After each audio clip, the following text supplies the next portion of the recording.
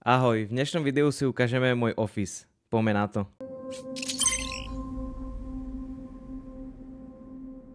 Keďže sa živím ako grafik, UX a UI designer a prevažne pracujem z domu, je pre mňa veľmi dôležité, ako mám pracovnú stanicu a ako sa cítim na mieste, kde trávim najviac času z celého dňa. Pri skladaní celého môjho officeu, budem to volať office, ak sa nenahneváte, som sa snažil doceliť to, aby to miesto bolo čo najviac minimalistické a aby som vedľa seba nemal veľa vecí, pretože pri tvorbe grafiky sa potrebujem sústrediť na prácu a nechcem, aby ma vyrušovali okolité veci, ktoré sú vedľa mňa na stole. Keďže tu trávim veľa hodín denne, potrebujem, aby som sa tu cítil dobre a príjemne. Aj preto som sa snažil o minimalistický dizajn a jemné doplnky v okolí. Cieľom tohto videa je, aby som vám najviac priblížil, ako som rozmýšľal nad týmto setupom z praktického hľadiska a možno aj niektorých z vás inšpiroval, ktorí si skladáte Office alebo PC setup, tomu ako si urobiť svoju pracovnú stanicu podľa toho, ako chcete vy, aby ste sa tam cítili dobre a vyhovovala všetkým vašim požiadavkám, ktoré potrebujete. V tomto videu to budem ukazovať z môjho dizajnerského hľadiska a z toho, aký ja mám pracovný návyk, pretože som spomínal, že pracujem ako graphic designer a nemám rád, keď ma rozstyľujú okolité veci. To už je jedno, či tu sú nejaké veci na stole, alebo sú to nejaké káble, ktoré ma rozstyľujú a proste moju pozornosť dávajú niekde úplne mimo. Video rozkúskujem na pár častí. Začnem perifériami, následne vám ukážem nejaký môj hardware a potom si ukážeme nejaké doplnky, ktoré sú v okolí. Tak poďme na to. Medzi moje základné periféria patria v podstate 4 veci, 5 povedzme aj s podložkou a najviac využívam pri práci svoje slúchadká. Ako som spomínal, nemám veľmi rád káble, pretože mi zavadzajú a rozptýľujú a je to extrémne nepríjemné. A musím vám zaručiť, že ak raz si zvyknete na bezdrátové slúchadlá, už nebudete chcieť prejsť zase na kábel. Je to extrémne pohodlné, nič vám nezavadza, dáte si to na uši a jedine kedy budete potrebovať kábel je, keď ich nabíjate. Slúchadká, ktoré používam, sú od spoločnosti SteelSeries Arctis Nova 7. Za mňa docela v pohode, nič nejaké prevratné, čo sa týka zvuku, ale na nejakú prácu, keď máte hudbu v ušiach alebo s niekým voláte cez Discord, to úplne stačí. Slúchadká sú bezdrátové, podporujú Bluetooth 5.0, nabíjajú sa cez kábel USB-C, basy, výšky a tieto veci si viete všetko nakastomizovať v equalizeri, ktorý je v softveri k týmto slúchadkám. Tento software si viete stiahnuť na stránke predajcu. A slúchadká majú aj vyťahovací mikrofón, ktorý ale vôbec nepoužívam, pretože používam svoj druhý mikrofón, cez ktorý práve hovorím. Už keď sme pri mikrofóne, používam mikrofón od spoločnosti Sennheiser Profile USB. Ja som si objednal tento mikrofón v sete, to znamená, že k tomu mikrofónu bolo dodávané aj rameno, o ktoré si viete ten mikrofón pripnúť a keď som vyberal mikrofón, tak vyberal som ho hlavne z toho dôvodu, aby som mal dobrý zvuk na YouTube videá a nechcel som investovať veľké peniaze do nejakého Shure mikrofónu alebo nejakých drahých mikrofónov, ktorých stojí 8 000 korún a z toho dôvodu som hľadal v podstate jednoduchý mikrofón, ktorý má dobrý zvuk, ktorý je na USB-C, pretože nemám nejakú externú zvukovú kartu, v ktorej by som si mohol ovládať tieto veci. Čiže USB-C bola moja podmienka a spoločnosť Sennheiser je, čo sa týka mikrofónov a slúchadiel, za mňa špička na trhu. A za tú cenu, čo dostanete, čo sa týka kvality zvuku, spracovania a jednoduchosti pripojenia, proste strčíte mikrofón do portu a funguje. Všetko si viete nastaviť úplne jednoducho, ovládate to 3 tlačítkami, ktoré sú na mikrofóne. Tieto tlačítka v podstate otáčate, čiže nie sú to tlačítka, ale jak by som to nazval, sú to proste otáčatka? Neviem. Na tých tlačítkach si fyzicky ovládate hlasitosť mikrofónu, zároveň ovládate mix na vyváženie úrovne mikrofónu a zariadenia, čiže si prepínate, buď chcete mať zvuk z mikrofónu alebo z desktopu, ako sa jednotlivé dve zariadenia prebíjajú medzi sebou. A tretie tlačítko vlastne vám nastavuje to, ako sa počujete v slúchadkách, či menej alebo viacej.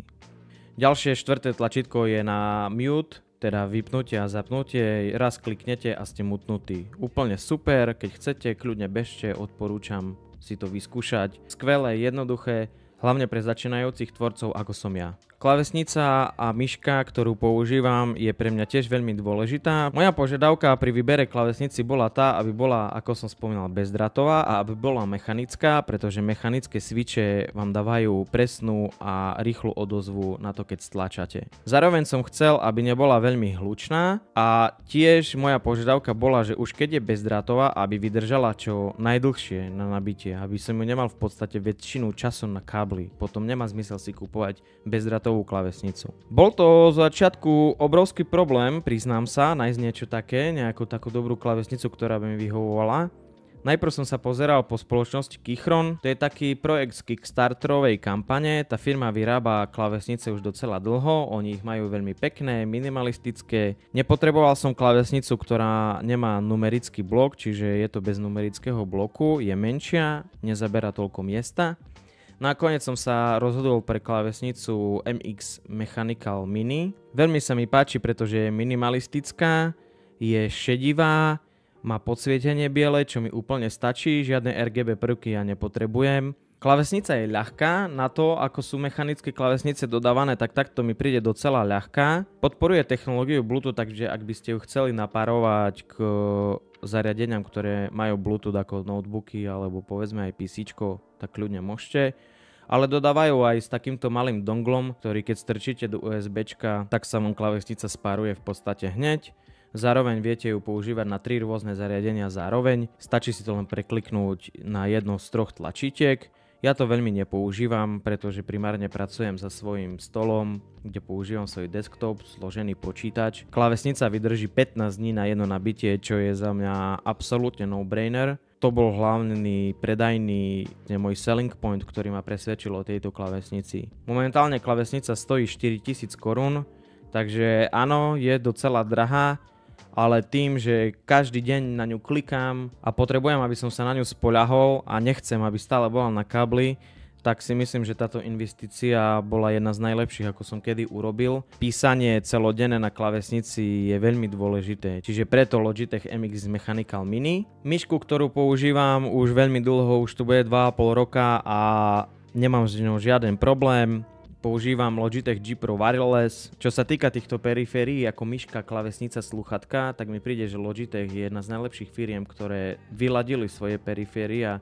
Hlavne čo sa týka wireless technológie tak, že sa na nich môžete spoľahnúť. Tým, že je to vyladené a funguje to, tak nemôžem na to povedať žiadne krivé slovo. Logitech G Pro Wireless, najznámejšia asi myška hlavne v oblasti gamingu. Ja ju používam primárne na prácu. Áno, občasne si zahrám aj ja nejakú hru, ale už to nie je tak ako kedysi. Vyhovuje mi tvar tejto myšky, je brutálne ľahká, je strašne ľahká. Môžete si tam nastavovať DPI, odozva myšky 1 milisekunda, čiže to úplne stačí. A obsahuje to senzor Hero 16K, čiže to znamená, že DPIčko tejto myšky je 16000. Máte tu aj 6 programovateľných tlačítiek, čiže nejaké na boku, klasické 2 hore a myška kolečko, ktoré viete tiež stlačiť. Super. Ako podklad pod myšku a klávesnicu používam veľkú podložku spoločnosti Razer. Konkrétne je to Razer Gigantus V2. Mne táto podložka veľmi vyhovuje. Majú ešte aj Triple XL verziu, ale Double XL verzia mi úplne stačí. Pokrýva väčšinu plochy, na ktorej mám ruky a klávesnicu s myškou, čiže za mňa úplne vyhovujúce. Posledná vec, ktorú tu mám, je bezdrátový ovládač Xbox, ktorý si napájam k svojmu počítaču a využívam ho veľmi málo, v podstate sa využíva len pri hraní nejakej hry, kde mi treba použiť joystick. Úplne základná verzia, je to tiež bezdrátové, funguje to na klasické baterky, takže toto je taká klasika. OK, poďme ďalej. Teraz sa môžeme vrhnúť na môj počítač, ktorý je srdce toho celého ofisu a mojej pracovnej stanice. Pri mojej práci sa na počítač potrebujem spoľahnúť, pretože tým, že tvorím nejaké veci a mám otvorený Photoshop a Figmu a občas aj Blender a After Effects a renderuje sa tam milión vecí, tak potrebujem, aby bol trochu výkonný a aby aj niečo zvládol. A není to úplne high-end postavená skriňa, je to povedzme taký stred, možno trošku vyššia stredná trieda. Počítač som si poskladal sám, pretože za prvé je to strašne zábavné a za druhé ma to vyšlo lacnejšie, ako keby som si dal poskladať už hotovú zostavu od Alzy, CZC a podobne. Môj počítač je na stole. Príde mi, že sa na stole menej praší, ako keď je pod stolom, ale tak kto vie. A tým, že je počítač na stole, tak chcem, aby vyzeral pekne, aby to bol nejaký zaujímavý dizajnový doplnok a aby ma nerušil. A kebyže tu mám proste nejakú hnusnú skriňu, ktorá sa tu nehodí, ktorá svieti, bliká a neviem čo všetko sa v nej deje, tak by ma to celé zbytočne rozstyľovalo a celá tá skriňa by nedávala zmysel. Aj z toho dôvodu som sa snažil nad tým premýšľať tak, že tá skriňa musí byť pekná, nenápadná a aby to bol povedzme taký dizajnový bytový doplnok, pretože to mám vystavené na stole a nie pod stolom. Kebyže to mám pod stolom, tak mi to je úplne jedno, ale tým, že to mám nad stolom, chcem, aby sa na to pekne pozeralo. Áno, tak by som to nazval. Chcem, aby sa na ten počítač vždy pekne pozeralo. Ja mám rád hardwareové veci, skladanie počítačov, pretože je to také, povedzme, Lego pre dospelých. A ak sa to raz naučíte, už to vlastne nikdy nezabudnete. Čo sa týka počítača, tak ako som vravel, má to byť pekný dizajnový kúsok, nejaký kus nábytku, ktorý je príjemný a dobre sa na neho pozerá. No a preto som sa rozhodol vybrať skriňu a celý ten case počítača. Na pár mesiacov, možno to už bude aj rok, dozadu predstavila spoločnosť Fractal Design svoju novú caseku, ktorá sa volá Nord a táto case ma úplne učarovala, pretože je nenápadná, je pekná, čierna. Vybral som schválne verziu, ktorá má sklo z boku, čiže vidíte pekne do hardwareu celého toho počítača. A z prednej časti má takú peknú drevenú krytku, takú mriežku, ktorá pekne doplňuje celý dizajn skrine a je taký minimalistický, krásny, to drevo má niečo do seba, pekne sa na to pozerá a stále keď sa na to pozerám je to úplne také pútavé, dominuje tam čierna farba a za mňa je to jedna z najkrajších skriň na písičko, ako som kedy videl.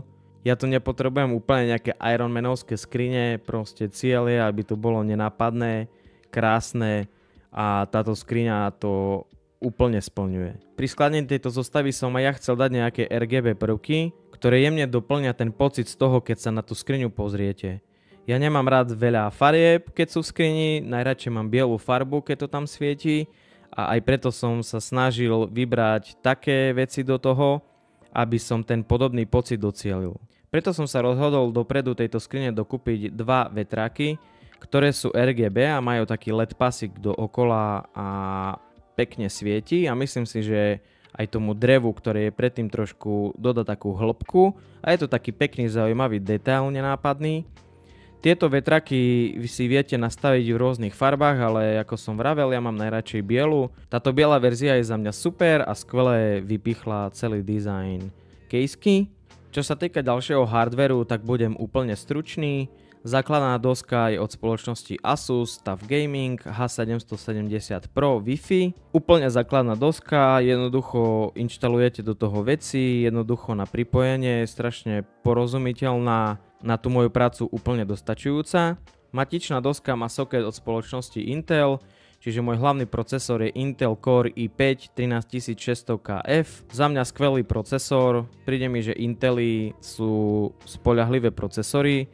Takisto aj AMD, pred týmto Intelom som mal zostavu s procesorom AMD a nemohol som povedať na to žiadne krivé slovo, ale keď Intel predstavilo procaky 13000-kovej rady, tak som si povedal, že OK, je čas na upgrade a tento čip mi dodáva dostatočný výkon na moju prácu a som s ním veľmi spokojný. Ďalej v tejto zostave mám 4 disky Samsung 980 Pro 1TB, čiže 4TB dokopy. Samsung SSD disky strašne rýchle, spoľahlivé, perfektná záležitosť. Čo sa týka operačnej pamäte, teda ramiek, tak používam ramky od spoločnosti Kingston, konkrétne Fury 64 GB, teda je to kit z dvoch ramiek, 32 GB má jedna ramka. Sú to DDR5 ramky o rýchlosti 5200 MHz.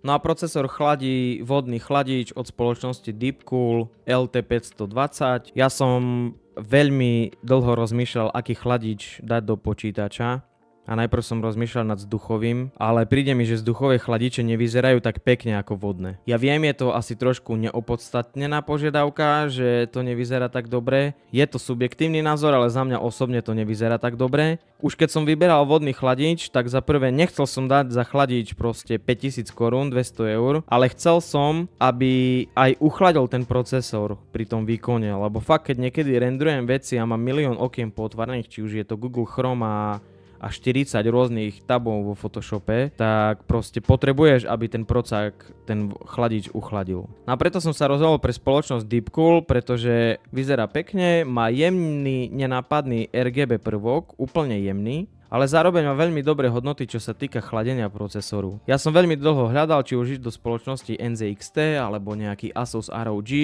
a podobné veci, lebo aj tie chladiče vyzerajú celkom fajn. Ale potom som sa na nejakom článku úplne v Reddite dočítal, že všetky tieto známe spoločnosti používajú jednu firmu, ktorá im vyrába tie procesory a potom veľké spoločnosti ako Asus, NZXT si potom prebrandovajú tie hotové chladiče za svoje a takto ich predávajú. Čo sa týka spoločnosti Deepcool, tak oni majú vlastnú technológiu, čiže vlastnú pumpu, vlastnú tekutinu v tejto pumpe, a tento chladič je s dvomi ventilátormi, ktoré sú pripojené hore na skrini a môj procesor chladí úplne nádherne. Grafická karta, ktorá doplňa túto zostavu, je Nvidia RTX 3070 od spoločnosti Palit. A asi si hovoríte, jasné, Palit, nič extra, je to nejaká čínska firma. Ja som tú grafiku kupoval v tej dobe, keď Nvidia predstavila 3000-kové rady svojich grafických kariet a čo sa týka výkonu, to bol obrovský skok medzi 2000 a 3000. 3000 sú vlastne posledné karty, na ktorých sa dá ešte ťažiť krypto a v tej dobe, keď vyšli tie 3000-kové rady, tak to sa extrémne vypredalo, že hneď. Všetci ťažiari to nakúpili a potom my, normálni ľudia, ktorí proste na tom pracujeme alebo hrajeme hry, sme nemali možnosť kúpiť žiadne grafiky. Každopádne, ja som mal veľmi veľké šťastie. Mne sa podarilo kúpiť tieto karty za pôvodnú retail cenu, s ktorou prišli na trh.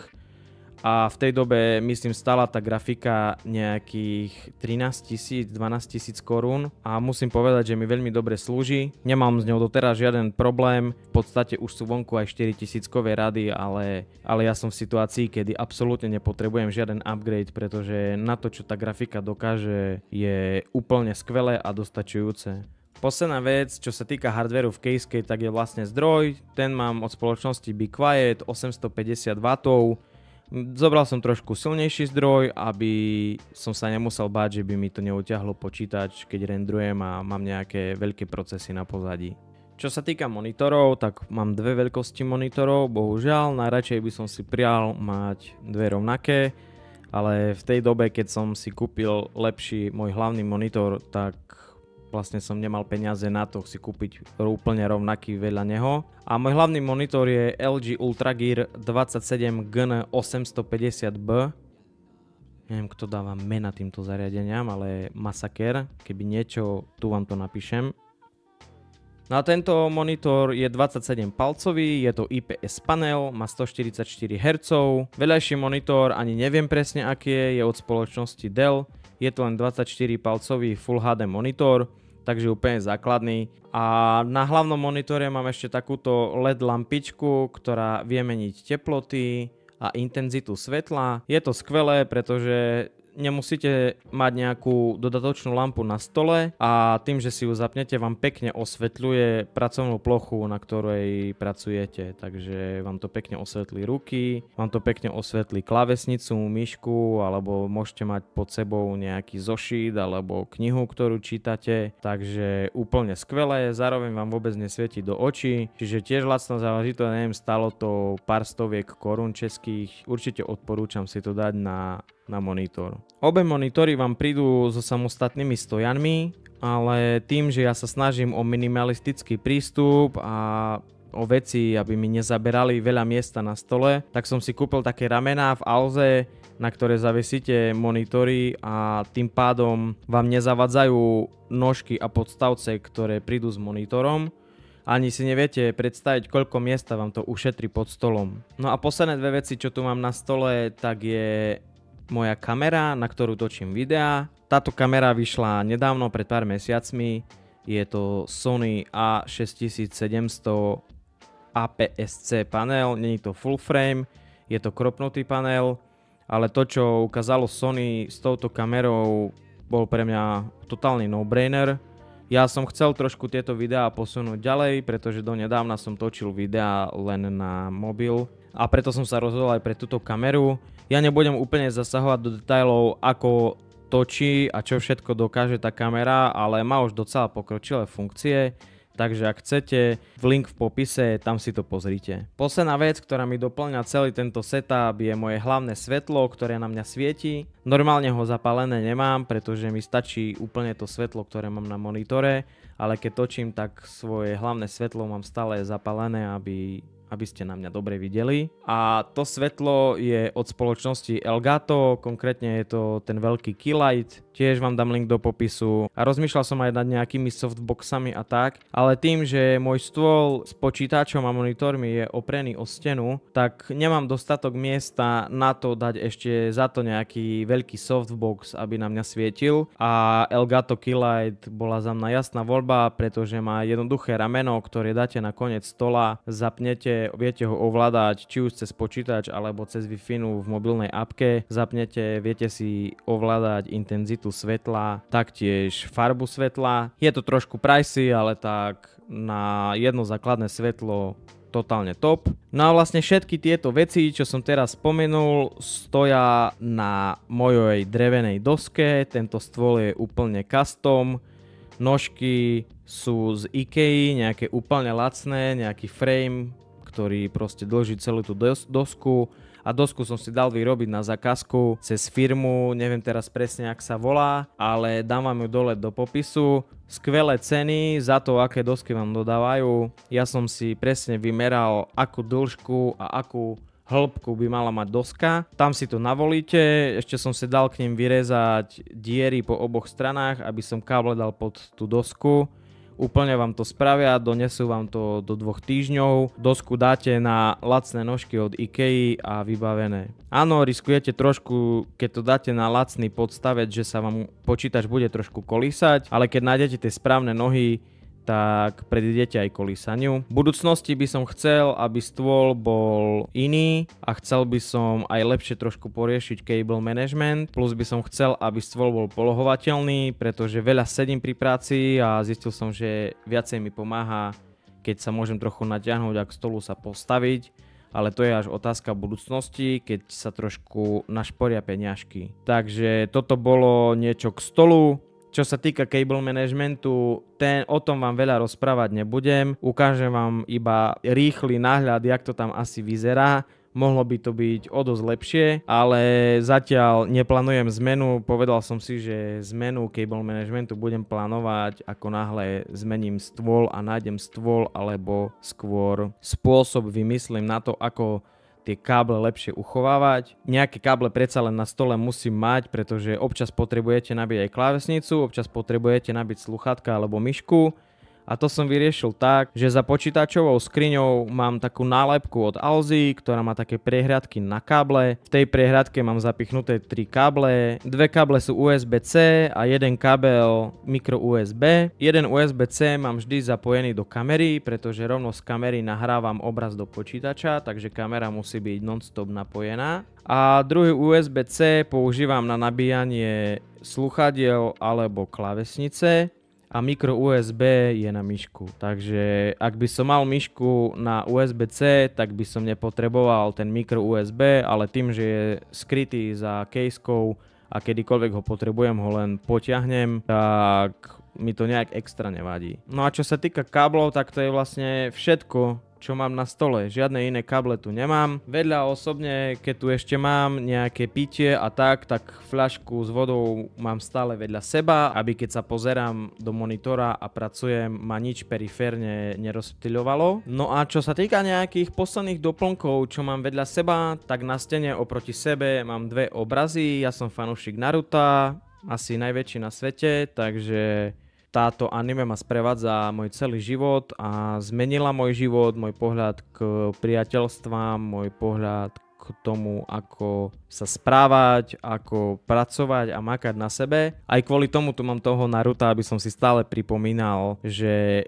človek musí makať, nesmie poľaviť a nesmie sa nikdy vzdávať, čiže je to moja taká fanúšikovská vec skôr. No a nad sebou mám už iba poličku, základná polička z IKEA, mne sa páčilo, že je vlastne taká invisible z toho hľadiska, že nevidíte žiadne šrouby, pretože vy si namontujete kovovú konštrukciu a na tú kovovú konštrukciu nasuniete tú poličku. No a na poličke mám nejaké mangy, mám nejaké knihy, ďalšie anime veci, postavičky, 4-pop figurky, Lego vesmírnej stanice, fotku mojich priateľov. Určite si môžete všimnúť aj na videách, keď točím, že za mnou je ďalší pracovný stôl a ďalšia pracovná stanica, ďalší office. To je office mojej snúbenice, takže o ňom ja rozprávať nebudem. Dúfam, že sa vám takéto zhrnutie a toho, ako to vyzerá a ako nad tým rozmýšľam, páčilo. Čím menej káblov, tým lepšie, ničím sa nechcete rozptýľovať, takto to má byť. Je to celé také čierne, šedivé, ja mám veľmi rád čiernu farbu, je to podľa mňa najlepšia farba na svete. No a